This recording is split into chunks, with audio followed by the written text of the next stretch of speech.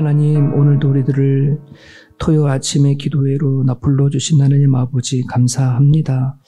아버지, 코로나 바이러스로 인한 그 영향력이 살아가는 삶의 모습뿐만 아니라 우리들의 영적인 부분까지도 치고 돌아와 아버지 하나님 너무나 많이 큰 타격을 입고 살아가는 우리들의 모습입니다.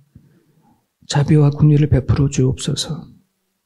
바울이 고백했던 것처럼 하나님과 우리들의 그 관계에는 그 무엇을 끊을 수 없음을, 죽음조차도 끊을 수 없음을 아버지 고백했던 것처럼 살아가는 가정 가운데 우리에게 어떤 일이 닥친다 할지라도 주님과의 그 깊은 관계를 끊을 수 없음을 고백하며 다시 우리들의 기도와 다시 우리들의 말씀이 회복이 되어줄 수 있기를 소망하오니 아버지 하나님, 성도들 살아가는 삶의 현장 가운데 역사하시고 일하여 주셔서 다시 주님 앞에 또 나오게 하시고 기도하는 자리에, 예배하는 자리에, 말씀 있는 자리에 사모하며 우리가 살아갈 수 있도록 도와주시옵소서. 가정 안에서도 드려지는 또 예배가 있을 줄 압니다. 하나님, 주님 그들의 기도를 더 불쌍히 여겨주시고 살아가는 삶의 현장 가운데 하나님 없이는 살아갈 수 없음을 우리가 온 몸으로 경험할 수 있도록 하나님 도와주옵소서. 오늘도 우리 가운데 함께해 주시기를 소망하며 예수님의 이름으로 기도합니다. 아멘. 우리 사사기 12장 사사기 12장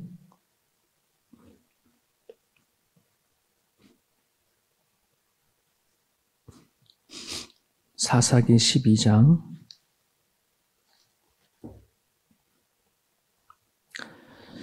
우리 1절부터 7절까지만 보겠습니다. 사사 입다에 대해서 오늘 이제 마감이 됩니다. 여러 사사들이 있긴 한데요. 몇 줄로 끝나는 사사 소개하는 사사도 있지만 또 그 이야기를 길게 끌고 가는 그런 사사도 있습니다. 다음 이제 월요일부터 화요일부터는 삼손이 시작되나 봐요. 그죠? 삼손이 사사 중에 가장 분량을 많이 차지하고 있는 삼손 이야기가 시작됩니다.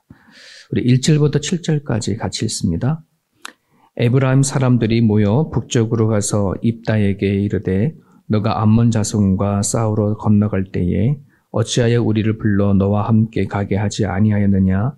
우리가 반드시 너와 네 집을 불사르리라 하니 입다가 그들에게 이르되 나와 내 백성이 암몬 자손과 크게 싸울 때에 내가 너희를 부르되 너희가 나를 그들의 손에서 구원하지 아니한 고로 나는 너희가 도와주지 아니하는 것을 보고 내 목숨을 돌보지 아니하고 건너가서 암몬 자손을 쳤더니 여호와께서 그들을 내 손에 넘겨주셨거늘 너희가 어찌하여 오늘 내게 올라와서 나와 더불어 싸우고자 하느냐 하느니라. 입다가 길앗 사람을 다 모으고 에브라임과 싸웠으며 길앗 사람들이 에브라임을 쳐서 무찔렀으니 이는 에브라임의 말이 너희 길앗 사람은 본래 에브라임에서 도망한 자로서 에브라임과 므낫세 중에 있다 하였음이니라. 길앗 사람이 에브라임 사람보다 앞서 요단강 나루턱을 장악하고 에브라임 사람이 도망하는 자가 말하기를 청하건대 내가 그를 건너가게 하라 하면 길앗 사람이 그에게 묻기를 너가 에브라임 사람이냐 하여 그가 만일 아니라 하면 그에게 이르기를 십볼렛이라 발음하여 하라 하여 에브라임 사람이 그렇게 바로 말하지 못하고 십볼렛이라고 발음하면 길앗 사람이 그를 잡아서 요단강 나루턱에서 죽였더라. 그때에 에브라임 사람이 죽은 자가 42,000명이었더라. 입다가 이스라엘의 사세가 된 지 6년이라. 길앗 사람 입다가 죽음에 길르앗에 있는 그의 성읍에 장사되었더라. 아멘.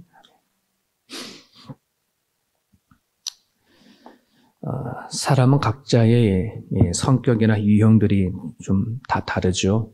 그래서 현대에는 그 MBTI라고 그거를 통해서 자신의 성격, 남의 성격을 같이 이렇게 좀 이렇게 검사하고 얘기하는 그런 것이 있는데 얼추 거의 아마 지금까지 이 사람의 유형을 이렇게 구분하는데 MBTI가 그래도 제일 많이 정확하게 만난다는 표현도 많이 하더라고요. 하여튼 사람의 이 유형은 참 각자의 모습인데 성경에 등장하는 에브라임의 이 모습은 참 고약하다 하는 생각을 좀 보게 됩니다. 사사 기드온의 우리가 이야기를 우리가 지나왔지만은 기드온이 미디안 족속과 이렇게 싸울 때에 거의 다 이제 이기고 패잔병을 쫓아가는 그 과정 가운데 이 기드온이 에브라임 족속에게 부탁하죠. 좀 도와달라. 그랬더니 이제 뒤늦게 에브라임 이제 지파가 올라와서 패잔병을 이제 쫓아가서 다 죽였습니다. 그 가운데 이제 미디안의 두 왕이 되어지는 이제 왕급 되어지죠. 스웻과 오에베라고 하는 두 왕을 죽이고 나중에는 이제 기드온에 따지죠. 아니 처음부터 왜 우리를 부르지 않았냐. 아마도 이제 그 전쟁에 대한 승리에 대한 나름대로 공을 빼앗고 싶어서 그런지 모르겠지만 에브라임이 생트집을 잡죠. 처음부터 불렀으면 우리가 도와주고 했을 텐데 어떻게 다 전쟁에서 끝 무렵에 이렇게 했냐. 이제 그렇게 트집을 잡습니다. 그때 기드온이 한 말 기억나시나요? 내가 한 거는 다 그냥 내 일에 한 거에 비하면 당신이 하는 일이 너무 크다. 나는 그냥 쫄병들만 다 죽였을 뿐이지. 너희는 그래도 두 왕을 다 잡아서 죽이지 않았냐. 그래서 이 기드온은 그래도 지혜롭게 잘 그 상황을 잘 넘겼습니다. 자, 그런데도 오늘 이번에도 그 입다가 에브라임이 입다에게 이렇게 말합니다. 그러니까 너가 암몬 자손과 싸우러 갈 때에 자신들을 부르지 않았느냐? 부르지 왜 않았느냐? 반드시 너가 나를 부르지 않은 것에 대한 보복을 하겠다. 그러면서 불사르겠다까지 이렇게 얘기를 하죠. 그래서 에브라임이 왜 자꾸 이렇게 나오나 이런 생각을 좀 해보게 되어지죠. 기드온 있을 때도 그렇고 좀 입다에게도 이제 암몬과의 싸움 안에서 자기를 부르지 않았다고 나름대로 이렇게 생트집을 하고 시비를 거는데 지금 현재 이 상황은 비가 많이 오네요. 입다에게는 이거 완전히 어떤 거였냐면은 불난집에 부채질하는 격이거든요. 지금 입다가 암몬과 싸워서 이기고 돌아오는 길에 제일 먼저 자기를 맞이하는 사람을 뭐 하기로 했어요? 번지로 바치는 걸로 이렇게 서원했잖아요. 근데 그 사람이 외동딸이었거든요. 지금 막 서원에 따라서 자기 딸을 번지로 바치고 돌아왔는 그 직후예요. 이 상황이.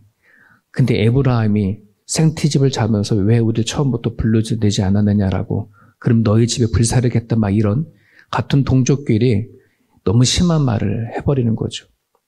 그러니까 입다는 그렇지 않아도 지금 너무 화가 나고 속이 상한 건데 어디에도 누구 사람에게도 분풀이 좀 해야 속이 풀리는데 너네 잘 걸렸다. 이제 이렇게 나오는 겁니다.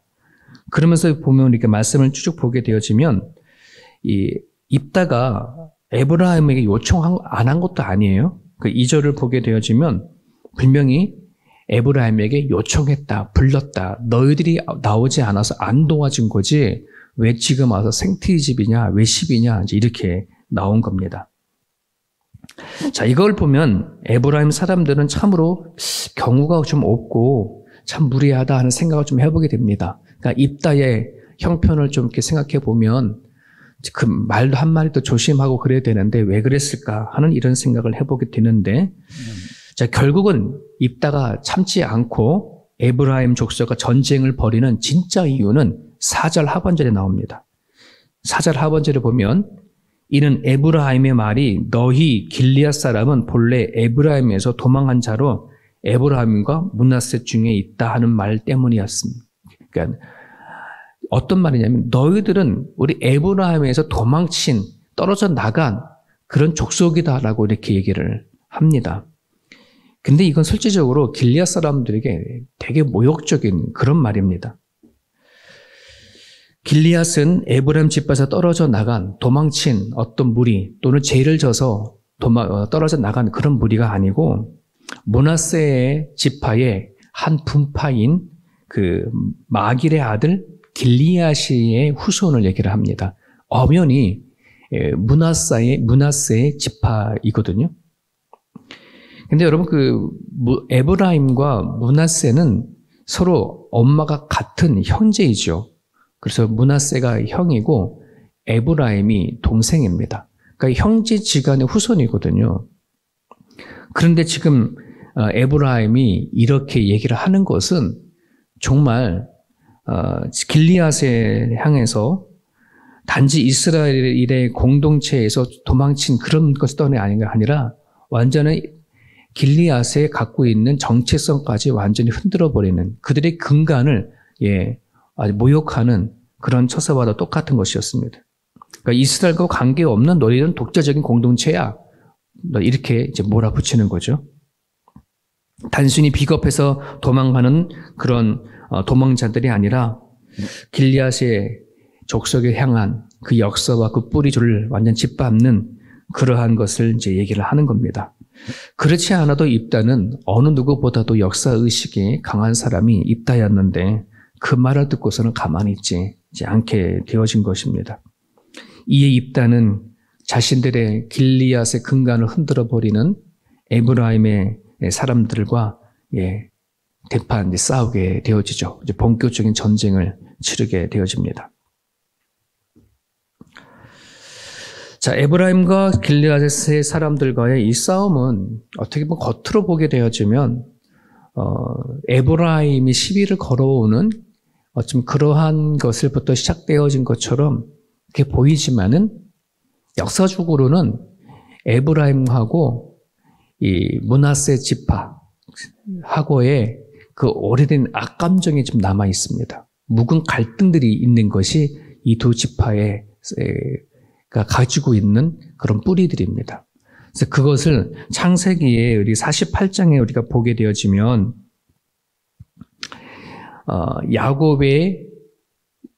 야곱이 나이가 들어서 눈이 어두워지고 그리고 병이 들어서 죽어갈 때에 요셉이 그의 아들 므낫셋하고 에브라임을 데리고 야곱 아버지 집을 방문하게 되어집니다.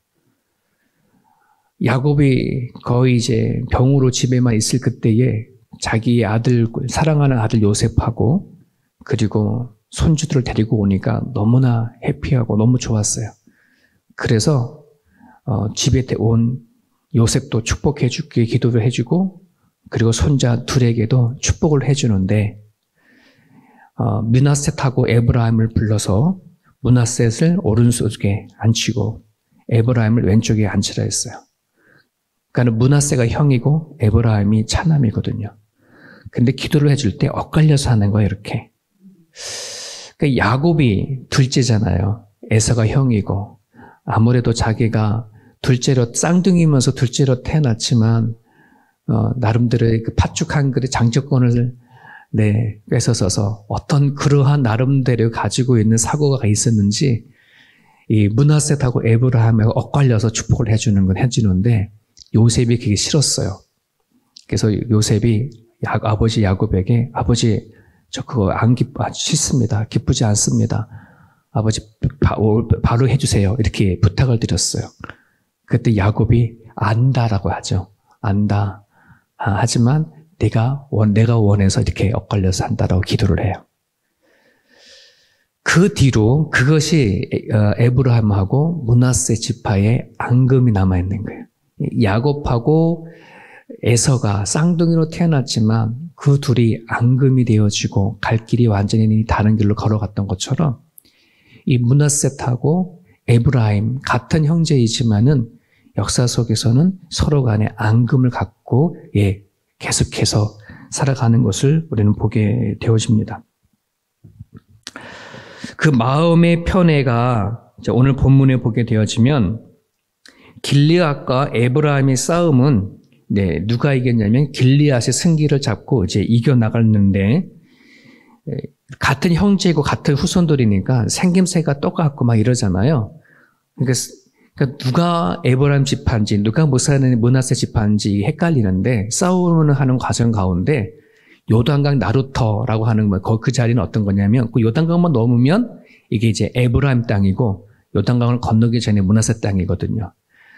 그러다 보니까는 거기 나루터에서 길목에 서서 뭐냐면은 이제 검증을 하는 거예요. 얘가 에브라임 사람이냐, 므낫세 사람이냐. 그걸 뭘로 증거했다 그래요? 발음으로. 므낫세는 CH 발음, 이 발음을 못한다 그래요. 일본은 L 발음을 못한다고 하잖아요. 네, 한국 사람 다 하는 거 다 하죠. 이게 축복이지만 하여튼. 근데 이 에브라임 사람들은 쉬 발음을 못하는 거예요. 쉬를 다 뭘 하는 거야? 이렇게 하는 거죠. 한국에 누가 쌀 발음을 못하는 데 있잖아요. 살 그러잖아요. 쌀을 이렇게 하잖아요. 그런 것처럼 그거를 이용해가지고서는 이제 골라내는 것인데, 근데 이렇게 생각해 보세요. 한국은 지형이 산이 있고 막 거칠어서 왕래가 많지 못하니까 이게 역사성으로 서로 약간 지방 방언이 만들어졌다고 하지만 이스라엘 백성들 같은 경우에는 한국처럼 그렇게 지형이 이렇게 되어지지 않거든요. 그렇게 긴 역사도 아니에요. 이 짧은 역사를 가지고 있는 에브람과 므낫셋의 이 두 지파의 발음이 왜 이렇게 같은 형질인데 달라졌을까를 많은 학자들이 역으로 찾아갔어요. 왜 이들은 발음을 못하고 하고 하는 게 되었을까를 해봤더니 요단강 나루토를 중심으로 완전 서로 간에 왕래가 없었던 거예요. 기분 나쁜 거죠. 그러니까 에브라임하고 므낫셋하고 같은 형제의 지파이지만 서로 폐쇄적인 관계를 가졌다는 것이에요. 그러다 보니까 서로 간에 이 말 자체가 발음 자체가 달라졌다라고 언어학자들은 그렇게 얘기를 한다고 합니다.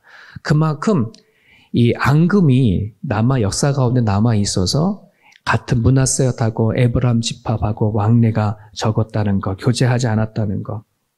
그것이 후대에 참 많은 영향을 끼치는 것을 보게 되어집니다. 오늘 이 본문만이 아니라더라도 성경 안에는 같은 민족과 민족이 같은 사람과 같은 사람이 서로 앙금과 원하는 시간이 되어져서 주변에 있는 사람들과 후대들에게 참 많은 악한 영향을 끼친 이야기가 성경에는 많이 기록이 되어져 있습니다. 그리고 창세기에 보면 야곱의 축복이 그리고 후손들에게 어떻게 흘러가고 그 축복의 말들이 어떻게 이루어져지는가 하는 것을 또한 역사를 통해서 그걸 증명해 보이고 있죠. 누군가에게 저주가 또 있으면 그 저주가 또 어떻게 이루어지고 또 사람들에게 아픔을 지는지도 성경에는 나타나고 있습니다. 자, 그런 거 볼 때에 성경에는 큰 두 물줄기가 흐르는 겁니다. 하나님부터 오는 그러한 축복의 강이 흐르고 또 하나는 제된 인간으로부터 흐르는 또 저주의 강이 흐르는 것을 이제 보게 되어지는데 오늘 성경 안에는 그러한 것들이 우리가 살아가는 데 있어서 얼마나 큰 영향을 끼치고 또 후손들에게 이렇게 이루어지는지를 성경은 계속해서 이야기하고 있습니다. 여러분, 우리가 하나님을 믿기 전에, 예수를 믿기 전에는 어쩌면은 저주에 흐르는 한 광 속에서 살아왔던 우리들의 모습인데 예수님을 통해서 그것이 단절이 되어지고 우리는 하나님부터 오는 축복의 라인으로, 강으로 우리는 오게 되었습니다. 그것이 얼마나 큰 것인지, 우리의 정체성, 우리가 살아가는 그 이유, 그 근간이 바로 하나님을 위해 있다는 사실을 우리가 잊지 않다는 것 너무나 중요합니다. 그것에 의해서 우리들의 언행 심사가 결정되어지기 때문에 그렇습니다. 성경은 우리를 하나님의 자녀라 얘기하고 또 축복의 사람이라고 얘기를 합니다. 그리고 우리로 하여금 하나님의 덕을 선전하는 사람이라고도 그렇게 얘기를 합니다. 오늘 저와 여러분들이 처리할 부분들이 있다면 마음의 앙금들, 성경에는 그거를 쓴뿌리다라고 얘기하잖아요. 그 쓴뿌리가 해결되어지지 아니하게 되어지면 내 가정 안이나 또 교회 안에 이것이 쌓이고 쌓여져서 큰 문제가 되어지는 것을 우리는 너무나도 잘 보게 되어집니다. 여러분, 부부싸움 하는 걸 이렇게 보게 되어지면은 이 남자의 유형과 여자 유형이 다르죠. 남자는 아마 그때 말을 하지만 여자분들은 쌓이고 또 쌓인 다음에 한순간에 폭발을 하지 않습니까? 그런데 남자들은 그걸 모르니까 뭐라 얘기합니까? 왜 아무것도 아니고 가지고 이렇게 시비 걸고 막 그래. 그러면 여자분들은 아무것도 아닌 게 아니었죠. 왜 지금 그 작은 거 갖고 얘기하는 게 아니라 과거에 쌓였던 걸 폭발을 해버리는 거니까. 여러분, 이 쌓인다는 것, 앙금이라는 것, 쓴뿌리다는 것 한다는 것들이 참 우리로 하여금 어렵게 하는 일들이 되기도 많이 있습니다. 작은 것 같은 문제를 갖고 다뤄보이지만 우리는 살아가다 보면은 오랫동안 묵혀졌던 것들로 하여금 우리들의 가정과 또 인간의 관계가 또 교회가 힘들어지는 것을 많이 보게 되어지는데요. 그러한 것들을 처리해달라고 이 아침에 기도를 드렸으면 좋겠습니다. 그게 가정의 개개인에도 있고 또 교회 안에도 있습니다. 저희 교회가 이제 세움교회로서 이제 3년째 되어져 가고 내년에는 이제 4년을 이제 밟고 가는데요. 어쩌면은 좋은 것들이 쌓여질 수도 있을지 모르지만 우리가 같이 여기까지 오면서 서로를 배려하지 못하고 바라보지 못하게 되어지면 또 누군가에게는 그게 또 섭섭함이 쌓이고 또 누군가는 또 돌아봐야 하는데 돌아보지 못하는 것 때문에 쌓여질 수가 있다는 것을 우리가 서로 간에 기억을 했으면 좋겠습니다. 사람이 적으면 적은 대로 우리는 많이 관심을 갖고 막 하잖아요. 근데 또 사람이 또 많아져 버리면 그게 또 그 관심 갖는 게 분산된다고. 그러면 나한테 서운한 것 같고 나한테 왜 그러나 하시는 것 같기도 하고 교회가 침체되어 가는 것 같기도 하고 사람은 많아지는데 교회가 자꾸만 예전에는 뭐 조금 있으면 된다 그러더니 사람 많아지니까 좋아서 그런가 보다 막 이런 말도 할 수도 있는 거고 나름대로 그러한 것들이 쌓여져 버리면은 이 교회가 건강한 교회가 되어가기 어렵거든요. 그런 부분들 안에서 이 아침을 기도해 주실 때에 하나님 우리들 안에 그 섭섭함도 서운함도 우리들의 앙금도 하나씩 해결해 달라고 하나님께 기도드렸으면 좋겠습니다. 오늘 주신 말씀 붙잡고 잠깐 기도드리겠습니다.